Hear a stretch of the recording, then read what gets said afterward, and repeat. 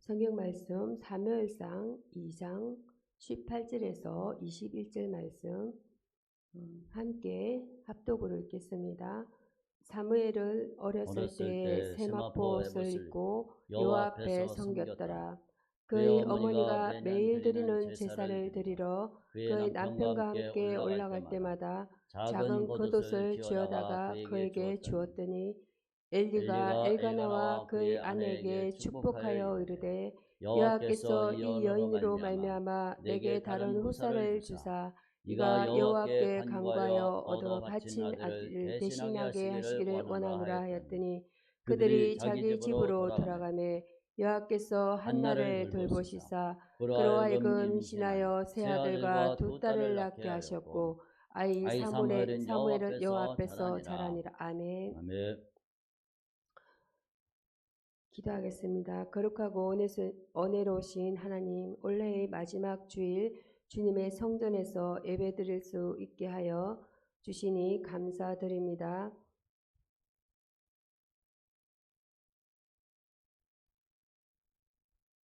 감사드립니다. 지난 한 해를 뒤돌아보니 모든 것이 하나님의 은혜였습니다. 주님께 감사와 영광을 올려드립니다. 또한 하나님의 은혜를 기억하며 하나님께 감사하는 마음을 잊지 않는 저희가 되겠습니다. 하나님의 백성으로 살아갈 때 절망적인 처지와 형편일지라도 하나님을 더욱 신뢰하겠습니다. 어떠한 상황에서도 하나님을 믿고 따르겠습니다. 주님에 대한 저희의 진심 어린 기도를 받아 주시옵소서. 예수 그리스도의 이름으로 기도드립니다. 아멘.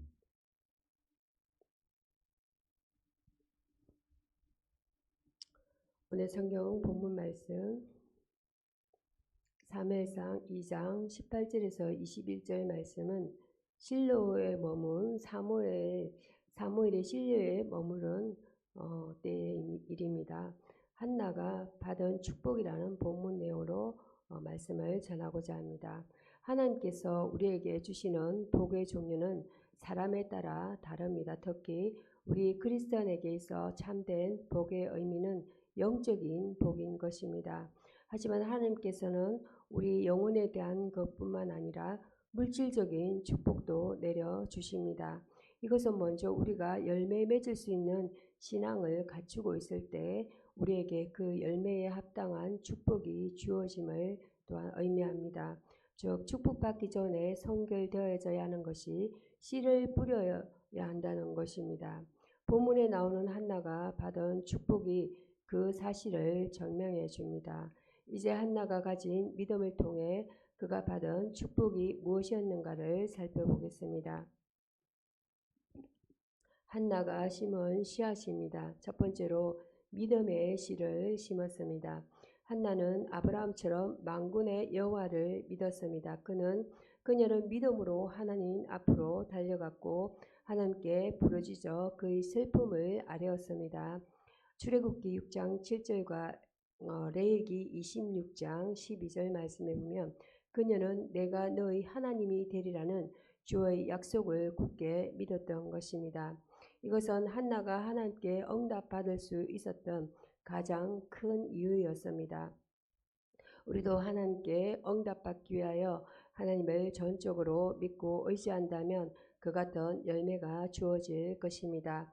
두 번째로 사랑하는 아들을 드렸습니다. 한나는 잉태하지 못했습니다. 그러나 그녀는 자신의 믿음과 간구로 하나님께로부터 아들을 응답받았습니다. 그 아들은 한나에게서 말할 수 없을 정도로 소중하였습니다. 그러나 한나는 자신의 기쁨에 만족하지 않고 그 기쁨을 하나님께 돌리고자 하였습니다. 그 감사의 표현으로 한나는 아들 사무엘을 성전에서 하나님을 섬기도록 바쳤습니다. 또한 한나는 그 당시 부패한 이스라엘을 개혁할 특수 인물로 섬기도록 키우기를 원하였습니다. 이러한 한나의 심정은 사무엘에게 에봇과 겉옷을 만들어 줌으로써 표현되었습니다. 이렇게 하기까지 한나는 하나님과 그 백성들에게 영광을 돌릴 수 있는 아들이 되도록 노력하였던 것입니다. 이것이 한나가 축복받은 근거였습니다. 과연 우리는 우리 자신뿐 아니라 우리의 자손들까지도 하나님께 영광을 돌리게 하고 있습니까?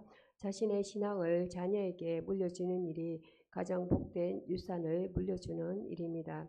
세 번째로 종교적 의미를 계속 수행했습니다. 하나는 자기 아들이 하나님을 섬긴다고 하여서 자신의 종교적 의무를 소홀히 하지 않았습니다. 오히려 그녀는 매년마다 예배에 참석하였고 제물도 드렸으며 하나님의 규례도 성실히 준수하였습니다. 당시에 많은 사람들이 그 같은 일을 게을리했지만 그녀는 성실히 준행하였던 것입니다. 이것은 종교 정신의 참된 본보기가 됩니다. 이같이 변함없는 믿음의 자세는 하나님께 축복받기에 마땅한 것입니다. 이 같은 믿음의 자세는 우리에게도 필요한 자세입니다. 하나님께 대한 성실한 의무 수행은 우리로 하여금 그 축복 안에 들어갈 수 있게 해줍니다. 두 번째로 첫 번째 한나가 심은 씨앗에 이어서 두 번째는 한나가 거둔 열매입니다. 우리가 하나님께 영광을 돌리게 될 때 그것은 우리로 하여금 하나님께뿐 아니라 사람에게도 인정을 받게 합니다. 첫 번째로 제사장의 축복을 받았습니다. 한때는 엘리가 한나를 오해했었습니다. 한나가 기도하는 모습을 보자 엘리는 그녀가 술이 취한 줄 알고 꾸짖었던 것입니다. 그러나 이제 그 오해는 사라졌습니다. 오히려 한나의 믿음과 경건한 행위는 엘리 제사장을 감동케 하였습니다. 그 결과 엘리는 한나를 인정하였고 한나와 그 가정을 축복하였던 것입니다. 두 번째로 제사장 축복에 이어서 하나님의 축복을 또한 받았습니다. 여호와께서 한나를 건고하사 그로 잉태하여 세 아들과 두 딸을 낳게 하셨고 한나가 많은 자녀 중에 그 하나를 들여 성전에서 봉사하게 하였다면 그처럼 한나가 축복받을 행위였다고 볼 수 없습니다. 하지만 한나는 아브라함이 하나밖에 없는 아들 이삭을 바친 것 같이 사무엘을 바쳤던 것입니다. 그 결과 아브라함이 이삭을 바쳤을 때 그는 많은 후손들을 약속받았던 것처럼 창세기 22장 16절과 17절입니다. 한나도 여호와 앞에 사무엘을 바치자 또 5 자녀를 축복받게 되었습니다. 성도 여러분, 하나님께 드리는 것은 하나라도 잃어버리는 것이 없음을 명심하십시오. 우리는 옛 속담 중에 콩 심은 데 콩 나고 팥 심은 데 팥 난다는 말을 잘 알고 있습니다. 이 속담은 정말 조금도 거릇됨이 없습니다. 한나의 신앙적 행위도 그와 마찬가지였습니다. 그의 믿음은 축복받기에 합당했습니다. 또한 그의 실천적 행위도 축복받기에 합당하였습니다. 바로 이것이 진리인 것입니다. 하나님께서는 그처럼 철저하게 어려우시고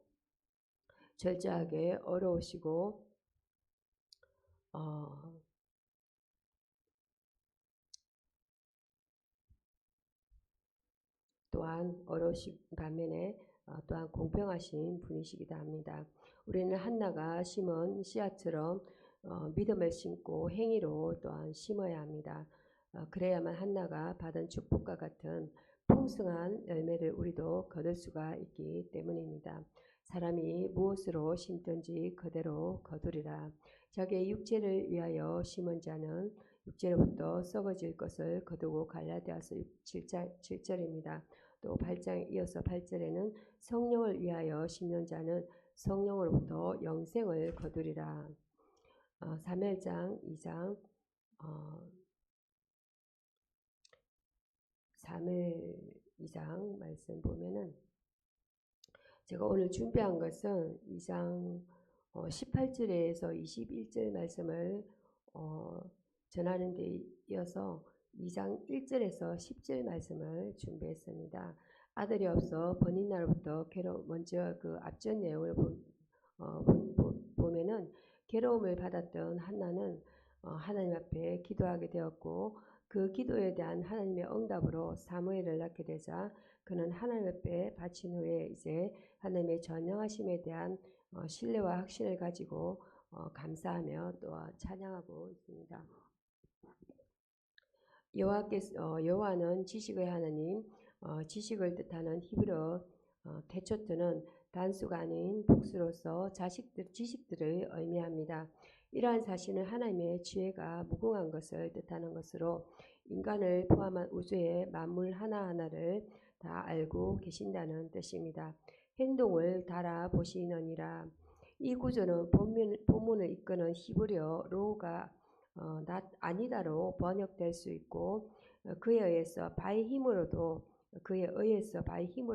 번역될 수 있기 때문에 여러 가지 해석이 존재하는데 그중 대표적인 견해 두 가지는 다음과 같습니다. 첫째는 하나님께서 인간의 행동을 달아보신다는 페이의 견해이고, 둘째는 하나님께서 인간의 행동을 저울에 달아보시지 않는다는 가일의 견해입니다. 이 가일이 두 번째 견해를 주장하는 이유는 하나님께서 인간의 마음과 생각을 달아보실 분, 잠언서 16장 2절입니다. 24장 12절 말씀을 보면 인간의 행동을 달아보시지는 않기 때문이라고 합니다. 그러나 하나님의 사람의 행동을 달아보신다는 사상은 많은 성구에서 또한 나타나고 있는데, 이러한 사실은 하나님은 모든 행위와 엄밀한 일을 선악간에 심판하시리라는 말씀인 전도서 12장 14절을 비롯하여 시편 62편 12절과 잠언서 15장 3절과 욥기서 34장 21절과 23절 등에서 잘 증명되고 있습니다.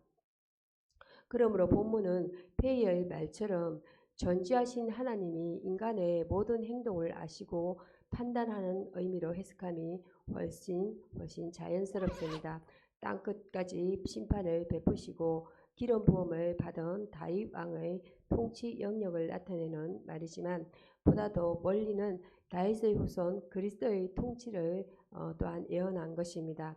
에발터는 이 내용의 이스라엘에 아직 왕정이 실시되기 전에 왕에 관련된 말이 쓰였다는 이유로 후기의 삽입으로 간주하지만, 이러한 해석은 잘못인데, 왜냐하면 한나는 성령의 감동으로 예언적인 노래를 한 것이기 때문입니다. 또한 내 뿔이 여호와를 인하여 높아졌으며 라마 카르니 바이오와 라마는 높아지다 고개하게 되다 등의 뜻을 지닌 룸의 칼형 기본형 능동입니다. 3인칭 여성 단수 완료형이었습니다.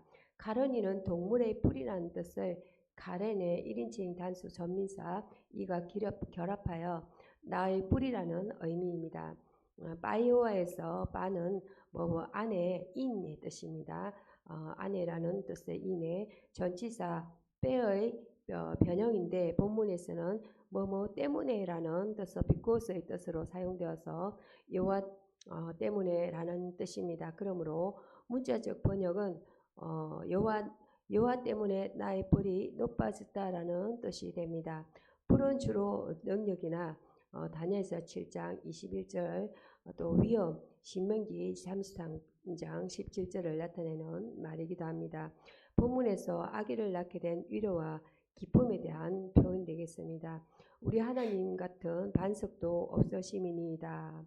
애인 추룩 갈래에도 애는 쉽다 문제가 되지 않는 등의 뜻을 지닌 우운에서 발생된 부사로서 아인의 구성형이며 아무것도 없다라는 뜻입니다.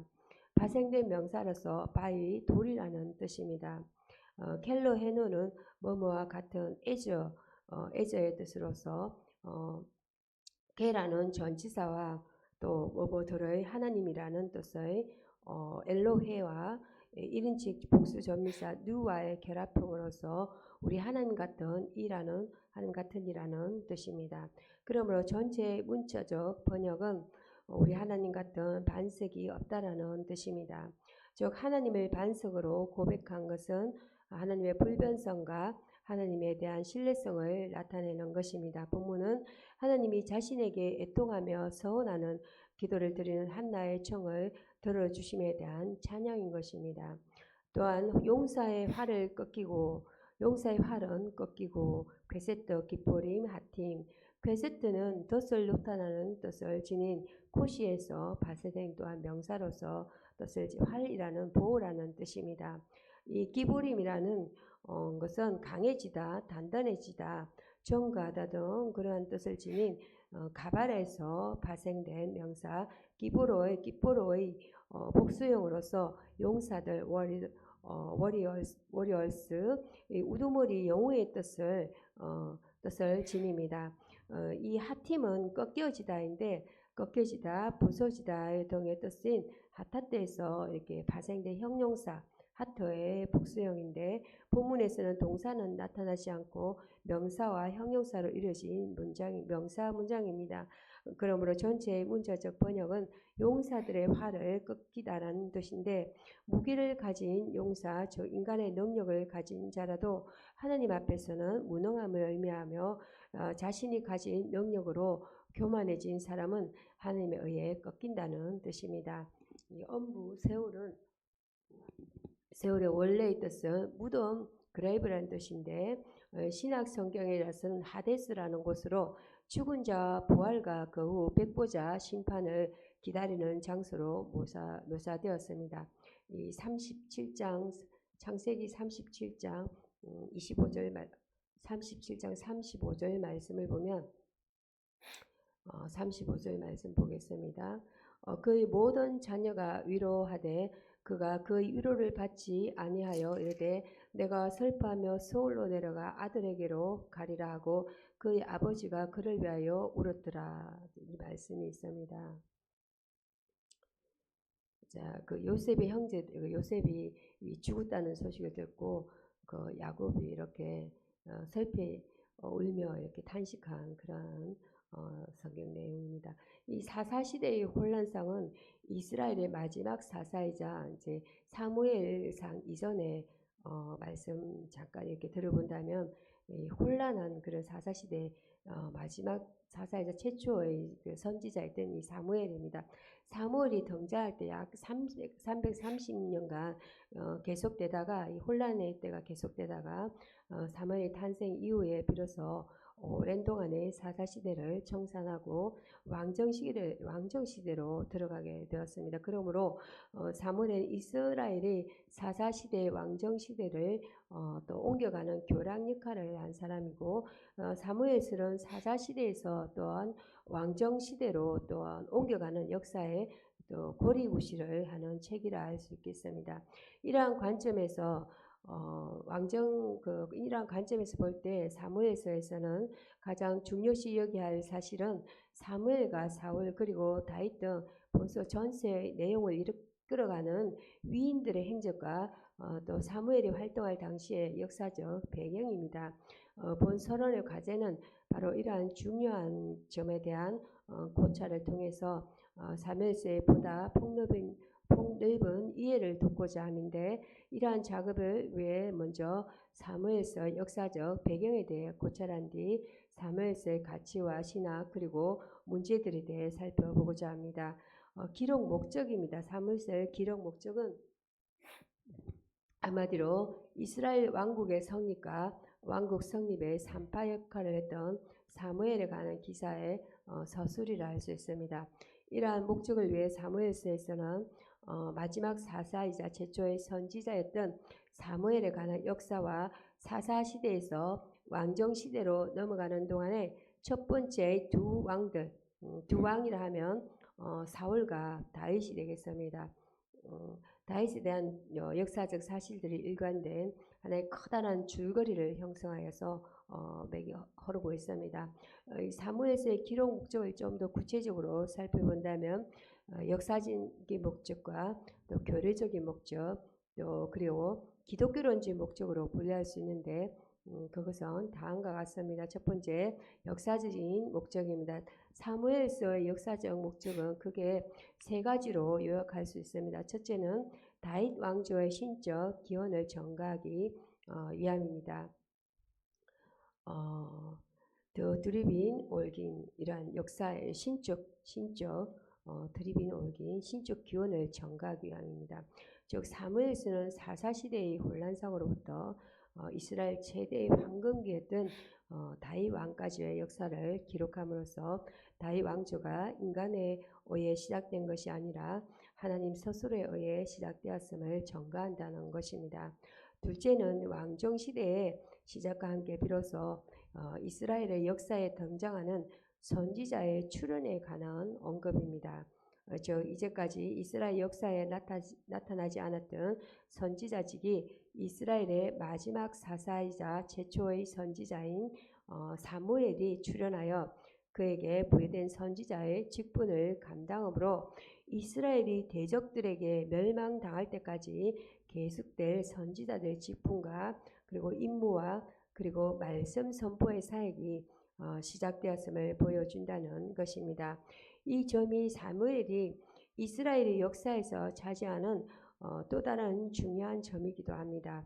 셋째는 사무엘에 서술된 다윗의 취세에 대한 배경을 제공하기 위함입니다. 즉 사무엘로부터 사울을 거쳐 다윗의 피신 생활을 그린 사무엘상은 사울과 요나단의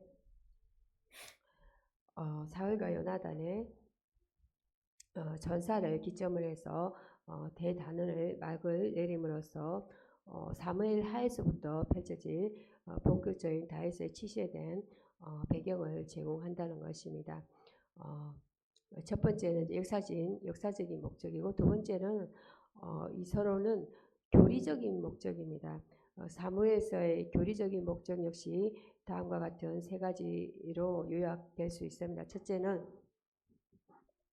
사울의 비참한 최후를 통하여서 순종이 제사보다 낫다는 사무엘상 15장 22절의 성경의 가르침을 확실하게 전가한 것입니다.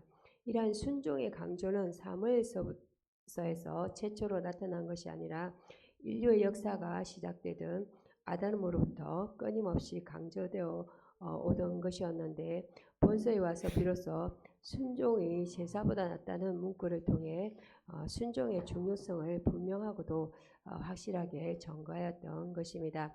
순종에 대한 성경의 언급은 제2부 또 사무엘서의 신학 부분에서 자세히 언급하고자 합니다. 둘째는 사울의 등극과 폐위를 통해 역사의 주관자가 하나님이심을 전가하는 동시에 이스라엘을 향한 하나님의 진정한 의도는 이스라엘이 인간에 의해 다스려지지 않고 하나님께서 직접 왕이 되셔서 다스리시고 통치하시는 신정국가였음을 가르쳐주기 위함입니다. 후에 호세아 선지자는 이러한 사실을 다음과 같이 전거하였습니다. 내가 분노함으로 내가 왕을 주고 내가 진노함으로 패하였노라.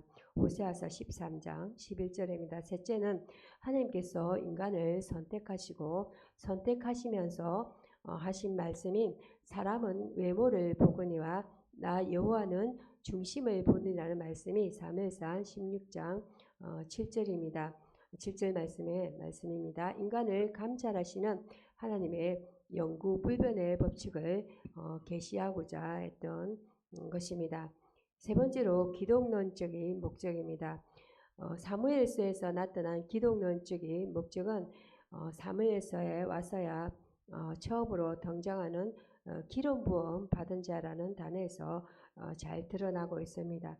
사무엘상 2장 10절 말씀 보면 여호와를 대적하는 자는 산산이 깨어질 것이라 하늘에서 우레로 그들을 치시리로다. 여호와께서 땅끝까지 심판을 내리시고 자기 왕에게 힘을 주시며 자기의 기름 부음 받은 자의 뿔을 높이시리로다 하니라. 아멘. 네. 즉 인간의 타락 이후에 신앙의 족장들로부터 모세 시대를 거쳐 이스라엘이 사사시대의 혼란기를 겪는 동안 끊이지 않고 면면히 이어온 메시아에 관한 예언이 메시아를 뜻하는 기름 부음을 받은 자라는 단어와 기름 부음을 받은 자에 대한 예언 그리고 기름 붓는 행위를 통해 좀 더 구체적이고 분명하게 드러난 것입니다. 따라서 사무엘서를 연구할 때 기름 부음을 받은 자의 의미가 의미와 그 결과가 어떠한가를 연구하는 것은 매우 중요하다고 볼 수가 있겠습니다. 기도하심으로 말씀을 마치도록 하겠습니다.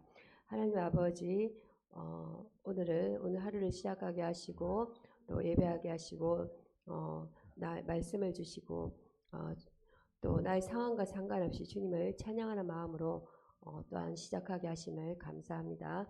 오늘도 주님의 인자하심이 나와 함께 하심을 믿습니다. 마태복음 18장 33절 말씀에 내가 너를 불쌍히 여긴과 같이 너도 내 동료를 불쌍히 여기기 마땅하지 아니하냐 하고, 오늘 수많은 사람들이 나에게 주어진 수많은 선물임을 고백합니다.